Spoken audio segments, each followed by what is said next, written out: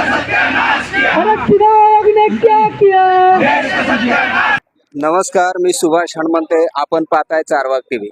मित्रांनो, आज 19 जानेवारी 2026 Bandra collector office Mumbai या ठिकाणी भारत मुक्ती मोर्चाच्या विद्यमाने एक दिवसाचे धरणे आंदोलन आयोजित करण्यात आले होते.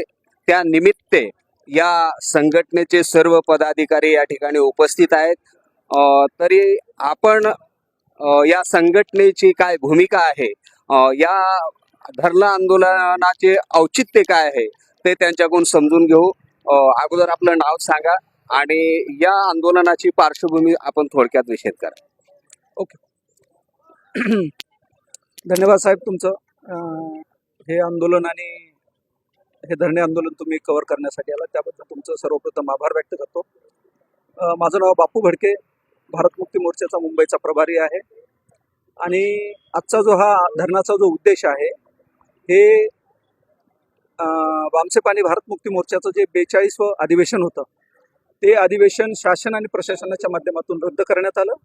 आणि ते अधिवेशन रद्द केल्यामुळे जो आम्हाला 6 लाख खेड्यापर्यंत आणि सामान्य लोकांपर्यंत बहुजन लोकांना जो मेसेज द्यायचा होता त्या राष्ट्रीय अधिवेशनच्या माध्यमातून तो मेसेज देता आला नाही.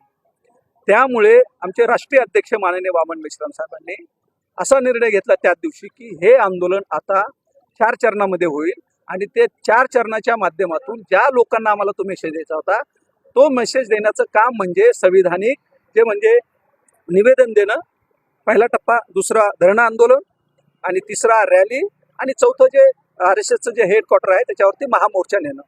जेणेकरून जे 80 विषय होते ते 80 विषय म्हणजे बहुजनांच्या आयुष्याची, भविष्याची ते निर्णायक विषय होते. त्या विषयाची चर्चा होऊ नये म्हणून ते आंदोलनाची ती परमिशन, त्या अधिवेशनची परमिशन रद्द केली. दुसरा प्रश्न असा आहे, प्रशासनाने काय कारण दिलं की जे अधिवेशन रद्द केलं किंवा त्याच्यावर बंदी घातली, त्याकरिता आपल्या संघटनेला काय कारण दिलं? सर, त्याच्यामध्ये कारण आता लगेच आम्ही त्या दिवशी कोर्टामध्ये ती केस फाईल केलेली आहे. त्याच्यामध्ये एक क्षुल्लक कारण असं आहे की तुम्ही खूप भडकाऊ आणि लोकांना प्रक्षोभित करणारं म्हणजे उत्तेजित करणारं भाषण बोलत आहात. हे मुद्दा आहे. मुळात माझं असं, तुम्ही जज आहात का? तुम्ही पूर्वनिर्धारित कसं काय जज करू शकता? आता तुम्ही पत्रकार आहात, मला माहिती आहे तुम्ही पत्रकार आहात, तुम्ही खून कसं काय करू शकता? मी जजची भूमिका करू? तुम्ही अगोदर बघा, रेकॉर्डिंग करा आणि तुम्हाला जर त्या ठिकाणी असं काही वाटलं तर तुम्ही त्या कोर्टामध्ये आमच्या विरोधात ते पुरावे सादर करा. तुम्ही प्री जजमेंट करून त्याच्या पाठीमागे हा ब्राह्मणांचा षड्यंत्राचा भाग आहे की ते जे विषय होते अत्यंत ज्वलंत होते, आमच्या येणाऱ्या भविष्याची निगडीत होते, ते कळू नये, त्याची चर्चा होऊ नये म्हणून त्याचा तो मेन मुद्दा तो होता, लोकांना त्या मेसेज जाऊ नये. बहुजन भारत पार्टीचे मुंबई अध्यक्ष गुप्ताजी आपल्या बरोबर आहेत. जवळजवळ 41 अधिवेशन तुमचे देशामध्ये झाले. तेव्हा सरकारला काही अडचण झाली नव्हती. आत्ताच का बंदी आणली? याचा अर्थ असाही होऊ शकतो की तुम्ही या अगोदर काही असं कायदा आणि सुव्यवस्थेला काही धोका निर्माण होईल असं काही तुमच्याकडून घडलंय का? कशामुळे हा प्रसंग उद्भवला? वामसे भारत मुक्ति मोर्चा का 42वां राष्ट्रीय अधिवेशन के पहले 41 राष्ट्रीय अधिवेशन हुए, लेकिन उस राष्ट्रीय अधिवेशन में कोई भी लॉ एंड ऑर्डर का उल्लंघन नहीं हुआ क्योंकि हम लोग संविधान के दायरे में रहकर काम करते हैं. लेकिन इस देश में जो RSS है वो RSS के विरोध में, जो संविधान के विरोध में काम कर रहे हैं, उसकी जानकारी हम जनता तक पहुंचाना चाहते हैं. याचा अर्थ असा आहे की RSS जी काही सध्या देशामध्ये काम ज्या पद्धतीने करते, एकंदरीत त्याची माहिती लोकांपर्यंत पोहोचवायचं काम ह्या संघटनेच्या माध्यमातून केलं जाते. त्यावरच त्यांचा काही ऑब्जेक्शन असेल असं काही वाटतं का? हो सकता है, क्योंकि हम तो RSS को एक्सपोज करना चाहते हैं, क्योंकि RSS ने जितने भी भारत में दंगे कराए हैं उसके सारे एविडेंस है. और पूर्व IG मुशर्रफ साहब, उन्होंने किताब लिखी है कि भारत में ब्राह्मणवादियों के धमाके और मुसलमानों को फांसी, वो लिखित लिखे तो एविडेंस के साथ में है कि भारत में RSS जो आतंकवादी संगठन है ये हम जनता को बताना चाहिए.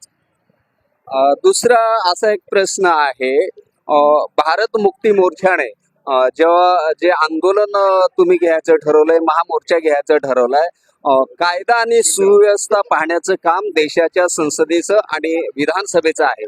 तुमच्यावर जे अधिवेशन घेण्यासाठी जी बंदी आणली गेली आहे ती शासनाकडून आणली गेली आहे, तेव्हा तुम्ही RSS हेडक्वार्टर का निवडलं, याबद्दल काय सांगा?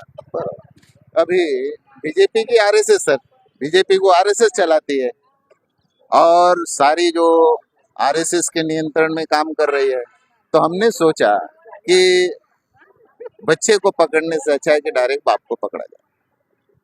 दुसरा एक विषय असा आहे, भारत मुक्ती मोर्चा आणि बामसेफ यांच्या माध्यमातून वेळोवेळी असं सांगितलं जातंय या देशातला ब्राह्मण हा विदेशी आहे. त्याविषयी ठोस पुरावे असं काय आहेत की तुमच्याकडे तुम्ही असं सिद्ध करू शकता की ब्राह्मण विदेशी आहे? 21 मई 2002 को माइकल बामसाद डीएनए के आधार पर सिद्ध कर दिए कि ब्राह्मण विदेशी है. ये डीएनए सिद्ध कर दिया, इसको सुप्रीम कोर्ट भी नेग्लेक्ट नहीं कर सकता, मान्य नहीं कर सकता. इस आधार पर 100% एविडेंस.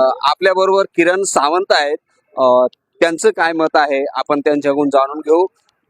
आजचा जो हा नियोजित कार्यक्रम होता, कधी पूर्वनियोजित होता की काही दिवसामध्ये तुम्ही शॉर्ट नोटीसवर हा कार्यक्रम ठरवला होता? सर्वात प्रथम तुमच्या न्यूजचं मी आभार या ठिकाणी व्यक्त करतो. माझं नाव किरण सावंत, मी राष्ट्रीय अत्याचार निवारण शक्तीचा मुंबई प्रदेश अध्यक्ष आहे. हा जो तुम्ही जो प्रश्न विचारला, हा जो काही कार्यक्रम होता आमचा, हा अगोदर आम्ही पूर्वनियोजित नव्हता. हा पूर्वनियोजित कसा झाला? कारण आमचं जे काय अधिवेशन आहे, राष्ट्रीय अधिवेशन बामसे भारत मुक्ती मोर्चाचं, जेव्हा रद्द केलं त्याच्यानंतर हा नियोजित झाला. आणि नियोजित का झाला की आम्हाला माहिती आहे की सदर ठिकाणी म्हणजे ओडिसामध्ये कोणाचं सरकार आहे आणि त्याला कोण ऑपरेटिंग करत आहे, तर त्याचं ते बीजेपी जे आहे ते गव्हर्नमेंट आहे आणि त्याला ऑपरेटिंग RSS करत आहे. मग आम्ही त्यांच्याच विरोधामध्ये जर का आंदोलन केलं तर बाकीचं सगळं काय नीट होईल, सरळ होईल. त्यामुळे आम्ही हे धरणं आंदोलन आज रोजी केलेलं आहे. बामसेफ असं दावा करताना दिसते की संपूर्ण देशातल्या मूळ निवासीचं नेतृत्व आम्ही करतोय. एकीकडे देशात पाहिला तरी मोठ्या मोठ्या सभा होतात आणि त्या सभेमध्ये जाहीरपणे संविधानाच्या विरोध बोललं जातं. संविधान हे संपवलं पाहिजे, संविधान बदललं पाहिजे अशा घोषणा केल्या जातात. त्यांना प्रशासनाकडून मान्यता मिळते आणि मोठ्या संख्येने तिथे लोक सहभागी होतात. पण तुम्ही संपूर्ण बहुजनांचं नेतृत्व करताय असं बोलताय, पण तुमच्याकडे तेवढ्या ताकदीने तुमचे लोक रस्त्यावर उतरताना दिसत नाही. त्याच्या मागचं कारण काय सांगाल? बघा, ज्यांची सत्ता असते, ज्यांची सरकार असते, ज्यांची सत्ता असते त्यांची सरकार असते, त्यांचं पोलीस प्रशासन असतं, त्यांचं सगळं काय असतं. त्याच्यामुळे त्यांच्यावरती कोणत्याही प्रकारची ठोस कारवाई होताना आपल्याला पाहायला सुद्धा मिळणार नाही, दिसणार सुद्धा नाही. म्हणून हे RSSची जी लोक आहेत, ते बीजेपीची जी लोक आहेत, ती दररोज राष्ट्रद्रोह करतात, भारतीय संविधानाचा अपमान करतात. कारण आणि राष्ट्राच्या समर्थनात बोलतात असं लोकांना दिसत आहे, पण ते दररोज राष्ट्रद्रोह करतात.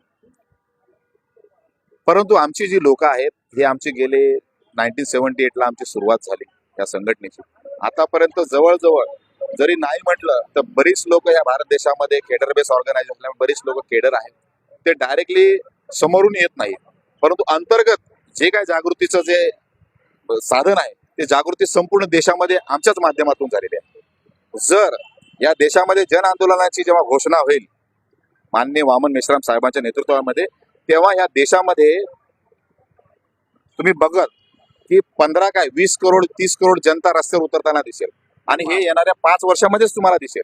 तर माझा प्रश्न असा होता, त्या अनुषंगाने मला तुमच्याकडून उत्तर अपेक्षित होतं की एवढं जागृतीचं काम चालू असताना सर्वसामान्य माणसामध्ये याची चीड का निर्माण होत नाही? संविधानावर होणारा हल्ला थांबवण्यासाठी त्यांची तळमळ का दिसून येत नाही? हा माझा मुद्दा होता. काही नेतृत्व करणारी लोक आहेत ना, ते समाजाची दिशाभूल करताना आपल्याला दिसत आहे.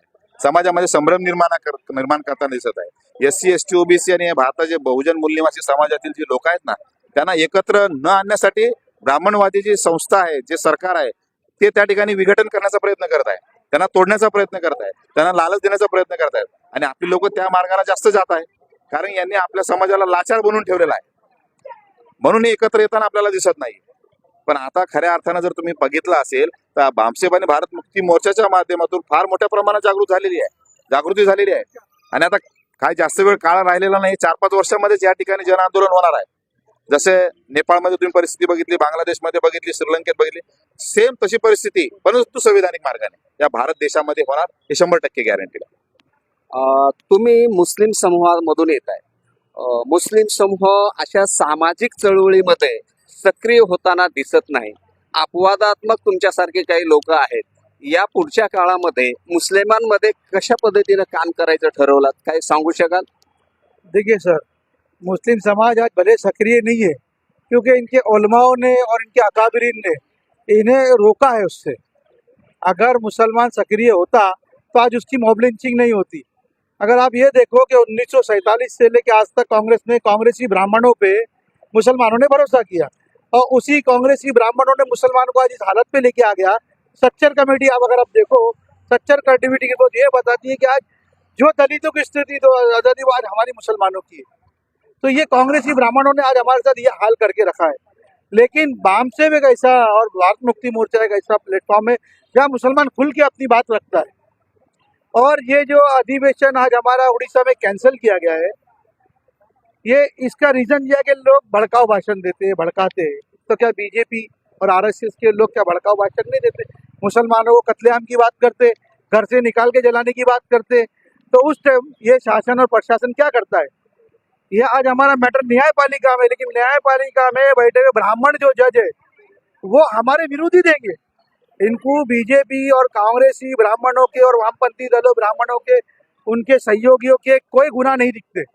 उन्हें सिर्फ बहुजन समाज खास करके भामसेब और भारत मुक्ती मोर्चा के ही गुनाह दिखते. धन्यवाद तुम्ही आमच्याशी बोलल्याबद्दल. मित्रांनो, हा व्हिडिओ जास्तीत जास्त लोकांपर्यंत पोहोचावा यासाठी या व्हिडिओला शेअर करा आणि व्हिडिओ आवडला तर लाईक करा.